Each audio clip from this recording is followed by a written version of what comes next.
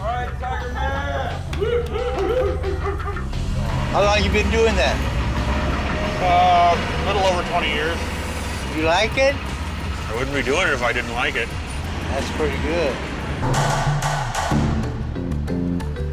In this house, just outside of San Diego, lives a cat with another cat, unlike any other cat you've ever seen. Dennis Avner is a 44-year-old Native American man who goes by the name Catman. Or to his friends, just plain Cat. Cat's life dream is to transform himself into a tiger, and he's well on the way. I've been a cat my entire life. I've always related to cats. I've always had a close relationship with cats. I can walk into somebody's house who has cats and go right up to their cats and we're instant friends. But that also works with wild cats, tigers, other animals. I have a very strong instant relationship with them. Cat's had 12 operations in the last 6 years. His latest implanted metal studs just above his upper lip to hold nylon whiskers. It takes a half hour to put them in, half hour or more, and a half hour more to take them back out. So I like them, they look great, but it's a major pain to do it very often. Usually just special occasions that I do them for. Cat began transforming himself 25 years ago. First with tattoos, then with surgery. The first modification I did, we started with the ears some time ago. They've actually been done 3 times, 3 different procedures to get to this point. The teeth were going to be done as caps, but they ended up having to be done as dentures because my teeth were in pretty bad shape. And we did the implant in here and the bridge of my nose to change the profile to make it more cat-like.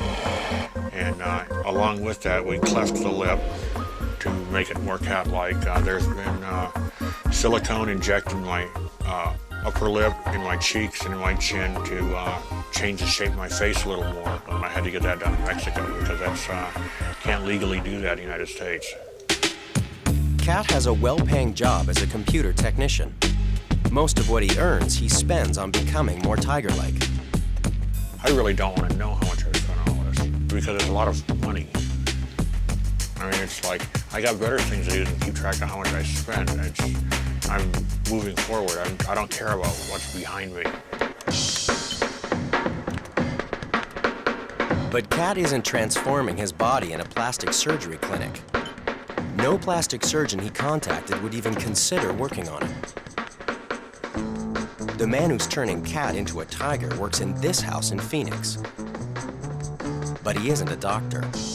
My background is medical device design, medical instrument manufacturing, implant design, stuff like that. In 1999, the Guinness Book of World Records cited Steve Hayworth as the most successful body modification artist in the world. I've done probably 95% of the extreme modification that's walking around. I've modified people to look like fairies and elves and pixies, cats, reptiles. Cat is the extreme end of the scale. He has taken his modifications to the point that he is almost not of this world.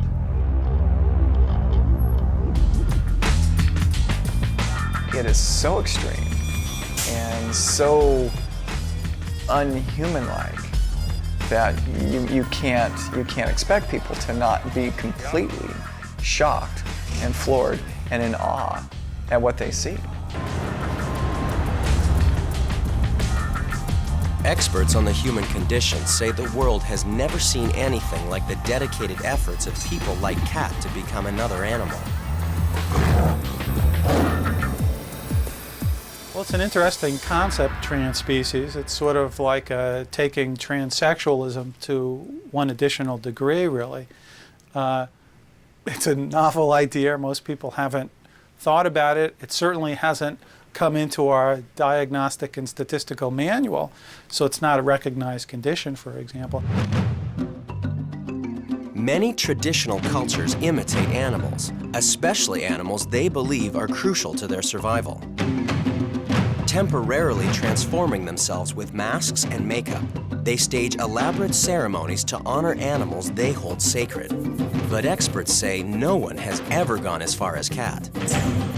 In indigenous cultures, there would never be a person who would completely take on the persona of an animal and live this animal 24 hours a day, 7 days a week. This is something that is a new thing, and I think it has a lot to do with the distance of Western cultures from nature, and it's a way to bring nature into our lives. Wow, your hair's getting long. It's looking good. Catman's dropped by the hairdressers for a cut and color. He's brought a picture along to show his stylist what he's after. It's a photo of a tiger. I've done, different things on people with the tiger print and the leopard print and stuff like that. Very popular nowadays, especially, it's just come very trendy, I think. Okay. So how's the tail working out? Are you gonna Oh, the try to do tail the is bionic, or? It already is. It already is bionic? Wow. Wow.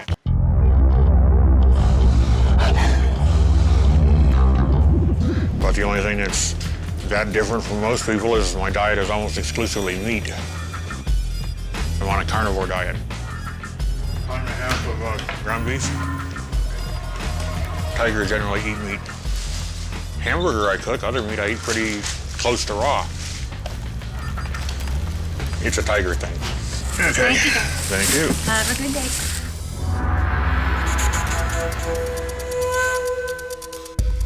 Whenever possible, Cat prefers to eat meat that he's killed himself. Like any cat, he loves to hunt. I like it out here where it's a little more open, a little quieter, fewer people questioning what you do or why. Not like a real social kind of cat. I can take or leave people. I really don't seek them out. I really don't have any need to interact with people. Some coyote droppings. They're fairly old, several weeks old. Some deer tracks over here, but not very fresh ones. They're also a week or so old. Maybe we'll get lucky and catch something fresher up here. As a Native American, Cat's tribes are Lakota and Huron, and his totem animal is the cat. Over 20 years ago, he began the process of transforming himself into a tiger, trying to become more like his totem. I'm following a very old Huron tradition that isn't done often anymore. Many years ago, my people would take and transform themselves in various manners with masks or with very crude surgeries or with costuming, get closer to the appearance of their totems. Not every day you would dress as your totem, but for ceremonial occasions you might wear something that belongs to that totem or that represents that totem. You might have a sign outside of your house, something that represents that totem. This Catman, who has had his body transformed to take on more cat-like characteristics, I think it's definitely something that is very personal to him and very idiosyncratic. It's not something, I don't think, that any other Native Americans would accept that as being indicative of a Native American religion. As a child growing up in the Midwest, Cat rebelled against his Native American heritage. He left his hometown and joined the Navy. Eventually, he realized that it wasn't the life he wanted. I was kind of wandering around with no real direction. And I think the reason why I was unhappy is because I hadn't decided to do what I needed to do. When I finally made a decision as to what I was going to do and what I had to do, everything started coming together. And this is what I had to do.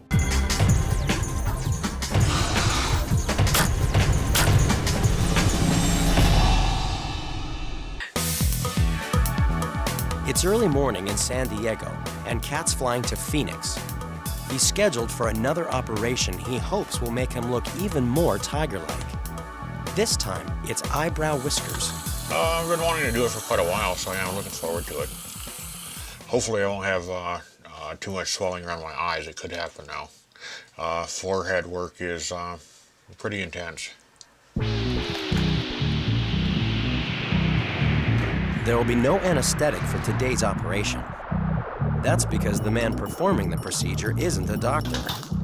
Steve Hayworth's background is in medical instrument and implant manufacturing, not surgery.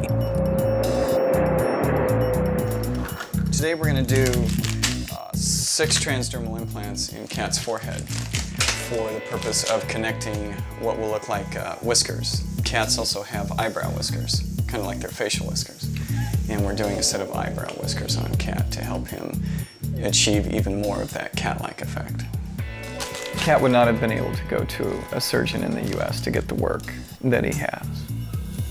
If a surgeon were to actually perform the kind of work that I perform, they would lose their license because the American Medical Association says that modifying the body away from what society considers normal is unethical. Many medical experts believe procedures like the one Steve Hayworth performs can be dangerous to the patient and the doctor. I don't feel, as a cosmetic surgeon, that I should be altering the human body to make them look like an animal or another figure. I think, first of all, these procedures are dangerous. I think they're completely unethical, and I feel it's my goal and my objectives to protect the patient from themselves, if you will, to make sure that they don't do something that they're going to regret either now or in the future. As an artist and a practitioner of body modification, my sole goal is to make people more unique and more away from what society considers normal. So I work under a different code of ethics. The first step is to mark out where the implants will sit. Steve knows he has to get it right. Can you take a look at that?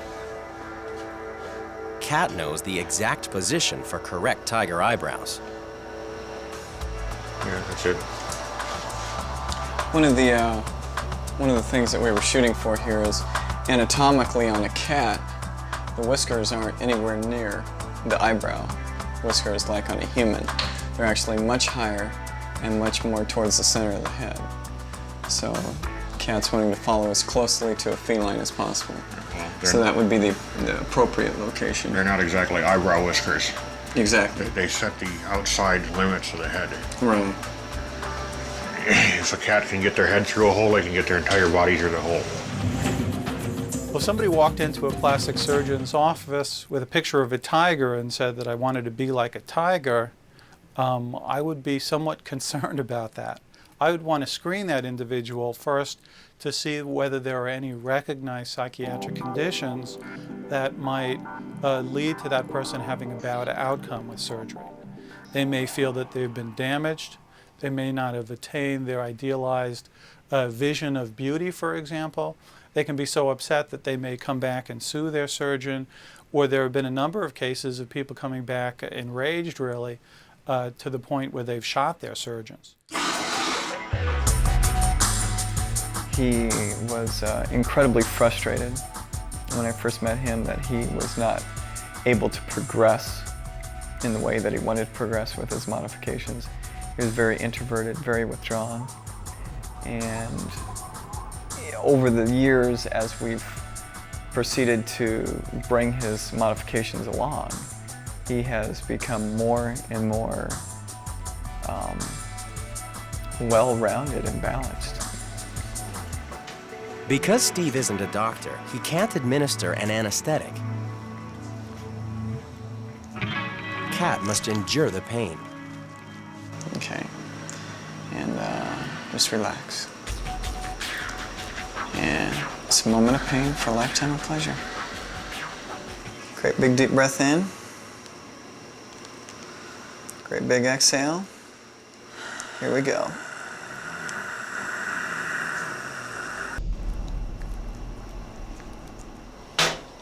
Cat, you're amazing. That was not easy. Like anything else, you get through it. Catman's in Steve Hayworth's operating room, getting eyebrow whisker implants with no anesthetic. It's been a very painful hour, but Steve's nearly done.